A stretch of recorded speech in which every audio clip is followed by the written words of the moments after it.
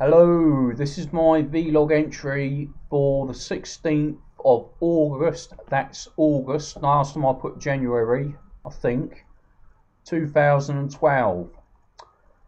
Yesterday I went out in the morning. I got up in the morning about 9 o'clock and I went out to the local shopping centre.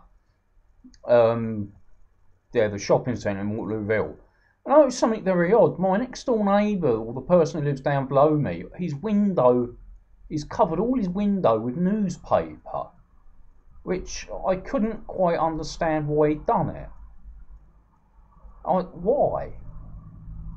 Of course, my head went through sort of like things like he's done it because he's going to have lots of people round there now, and he doesn't want people to see what's going on, or he's done it because he's going to have loud music and he doesn't want people to know where the music's coming from. And then when I got to the flat, when I got to the cafe I go to in Waterlooville, I thought, oh shit, the Residents Association, are one of them going to bloody start saying something that he's got that paper up there because he's trying to hide from somebody, and it's got something to do with that death that occurred about a week or so ago now. Now I'm going to get dragged into it somehow. Even though Kevin, who's a complete prick, is the only person who's got anything to do with them up here. I came home thinking about it, and I've decided that I think the reason it could be there is because he's maybe painting his flat. Hopefully it is. Hopefully, if there is something else going on, I'm not going to get dragged into it because they'll come up and ask me if I know what's going on, and I don't know what's going on because I don't know much about it. Just because he lives below me doesn't actually mean he talks to me. He speaks more to the man who lives over the thing than he does me, which is totally bewildering because I'm not exactly the sort of person a 28-year-old wants to talk to, but he's a little man with greasy long hair, and he must be over 50, but Mum come round yesterday, which is bloody annoying. Yes, I know I'm supposed to love my mum because she's my mum, but I've got nothing to say to her. I don't mean that in a nasty way, or I don't want to tell her I love her or anything like that. But I haven't done anything in the last 2 weeks. All I've done is gone to the dentist. That's it, and gone out. I got pissed. And the annoying part of it is she always has to do these impersonations of people I've never even met. And it's like watching a TV programme that was made in the 70s, where somebody's doing impersonations of long forgotten celebrities. And it's just bloody irritating, and I have to sit there and listen to it all. And that went on for about an hour and a half, and then she decided to go. She said she had an ear infection, so I think that might have helped a bit. A bit later on in the evening, I saw a play about a man who dresses as a woman and goes out like that, but he looks nothing like a woman. He looks like a man wearing women's clothes.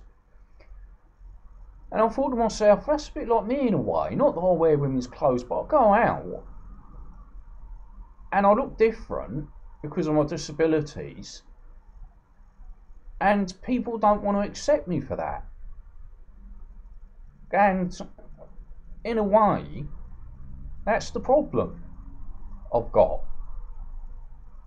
But there's nothing I can do about it.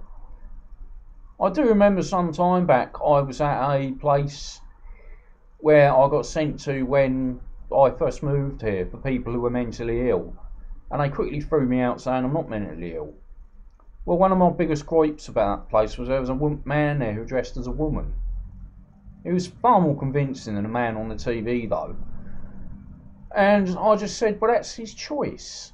It's not my choice to be like this. It's not my choice to be disabled, but it's his choice to go dress like a woman. If he wants to dress like he doesn't have to dress like a woman, but I have to go around with my bum sticking out not being able to walk properly, and on days, really bad days, I've got a shaky hand, and I can't even pick up a bloody point without tipping it over. And but that didn't really do much good. And I watched Prisoner Cell Block H, Howard's Way. I played on a computer listening to the radio, and that was it. End of day, really. Oh yeah, my friend. I met my friend in the street, and he's gone and bought one of those things that I've got, Sandra, a teddy babe, and he's bought one. He lives down the road from me, and he's got one now. He don't want me to tell anyone about it, and I said, well, I'm not going to tell anyone about it because it's your secret. So I'm not going to tell anyone about it. Everyone knows about mine because somebody found out I had it. They were using it as taking a piss out of me because of it, and I basically had to say, I couldn't stand there and pretend, oh, I'm very sorry, I shouldn't be doing this, I'm not a member of society properly, but I shouldn't be going out and getting stuff to... I just said, yes I have. That's it. If you don't like it, fuck it. You can fuck yourselves, basically. But he isn't, so I've told him I won't tell anybody. I'm not a cunt. I ain't got nothing against you. I won't say anything to anybody. And that was that. So, that was the end of the day.